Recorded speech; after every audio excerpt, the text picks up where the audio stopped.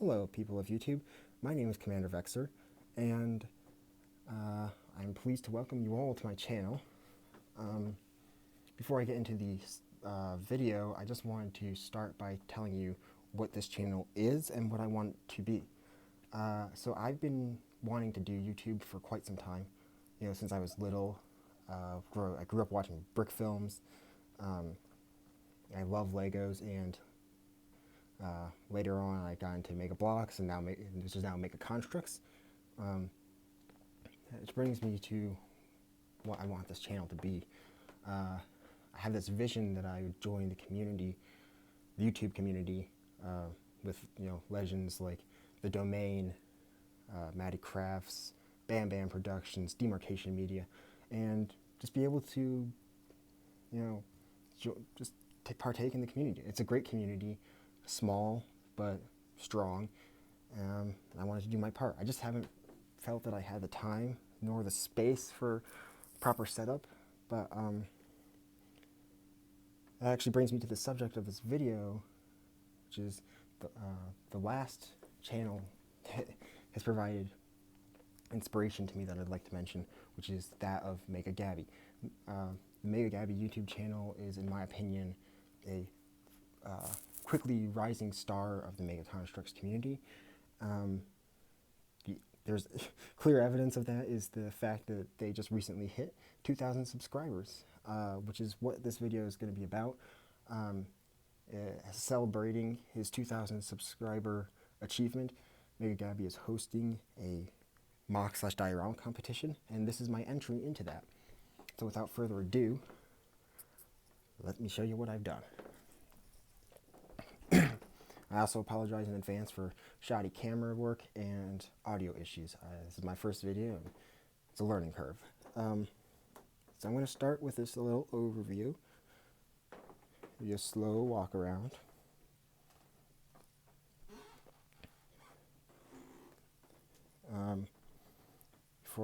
When I'm done doing this little walk around, I'll get into the story, because for those who don't know, Mega Gabby's channel is full of dioramas, and every diorama tells a story. Mega Gabby puts a lot of effort into the story. There's not a single figure involved that doesn't have a role in the story, and it's pretty great. So let's go back here. Story. So the premise of this mock is that this little bunker over here belongs to the UNSC. It was a communication station / safe house, and the Banished, being the pillaging scavengers that they are, have come in and they want the supplies as well as the base. The attack was led by the shipmaster Let Valier and his team of elites, as well as a couple of Goliath hunters who joined them. After the battle was won, brutes showed up with supplies as well as some reinforcements to help fortify the newly captured base.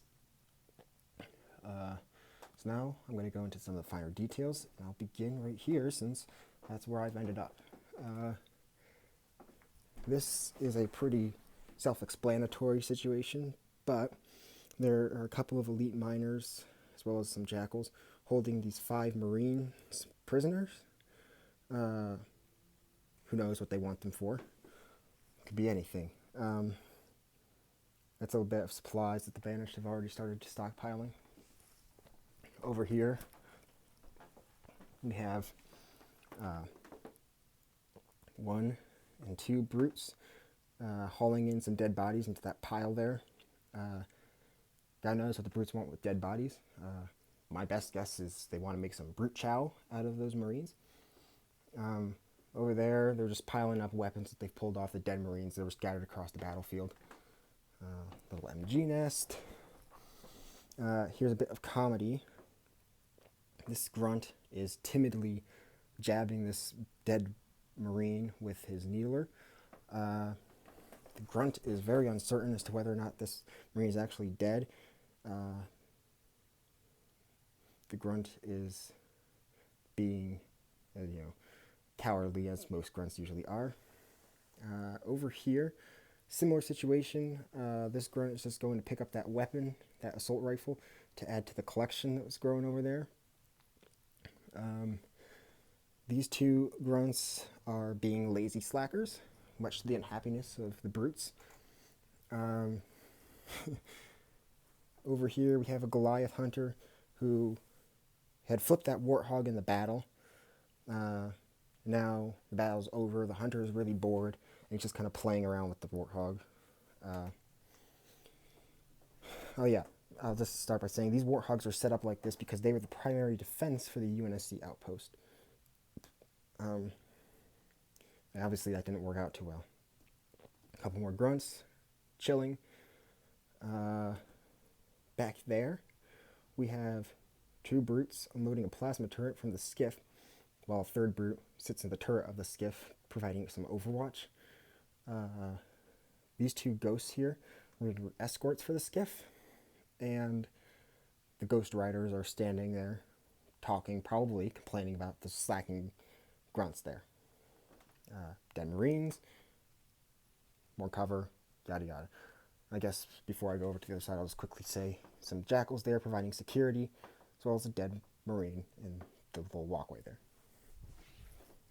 I scattered little bits of this terrain around on the base plates just to try to add some,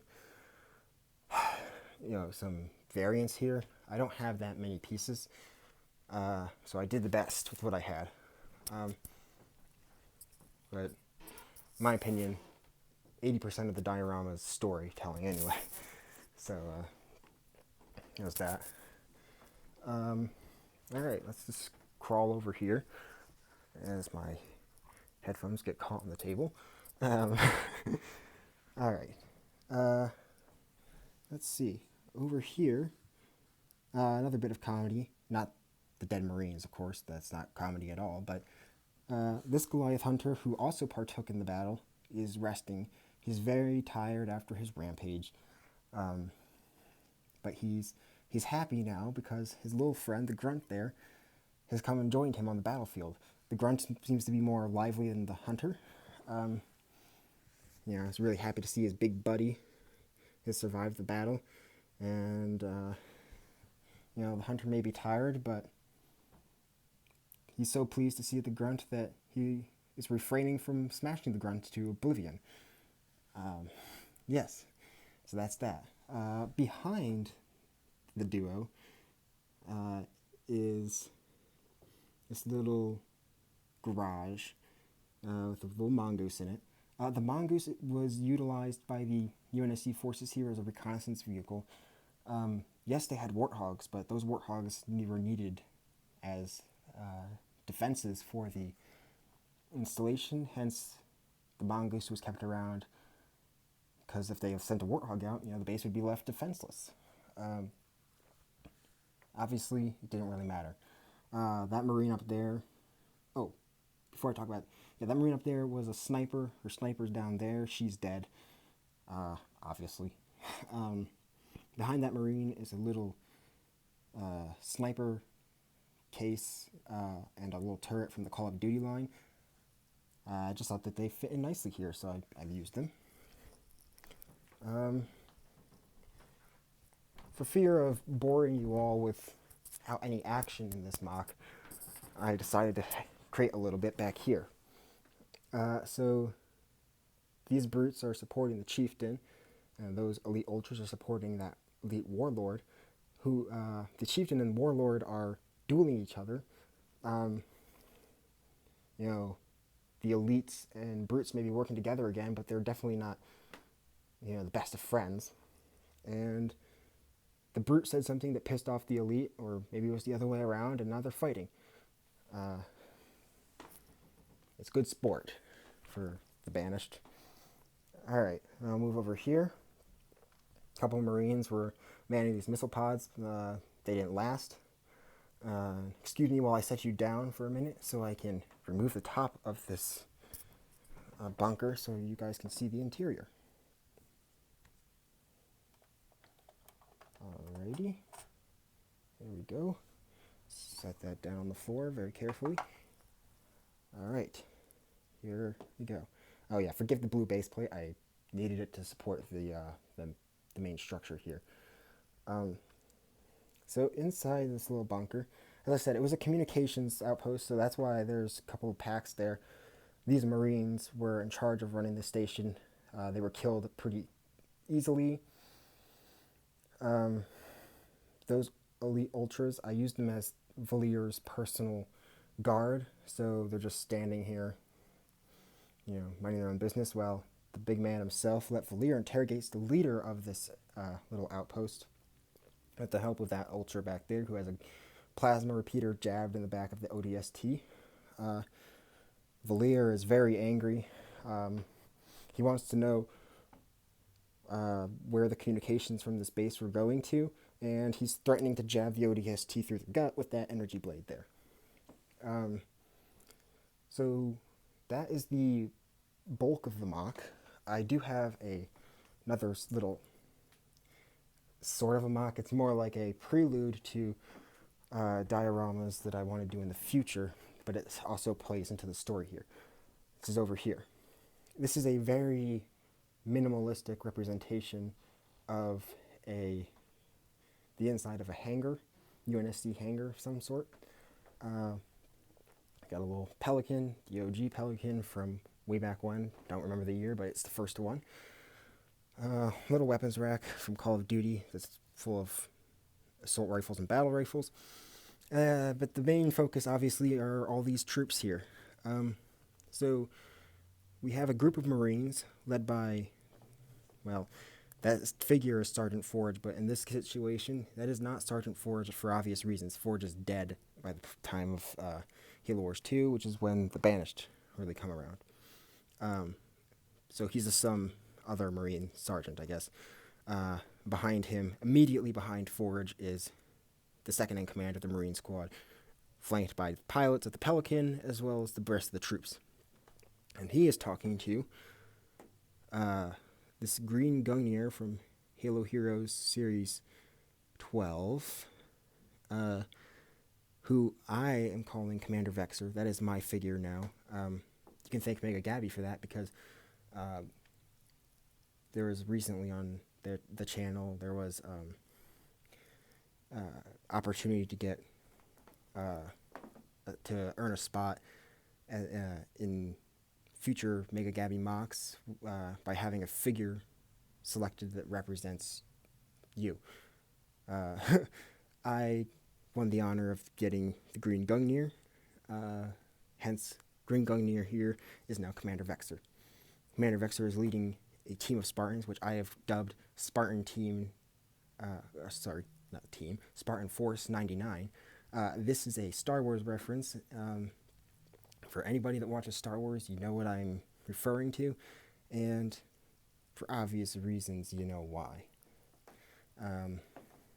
Anyway, so the premise here is that when the outpost was taken by the Banished, the UNSC command denied the Spartans the privilege to go in and rescue any potential prisoners, because the UNSC is on the losing side of a war that has seen a massive loss of life, and they just didn't think that the outpost was worth it.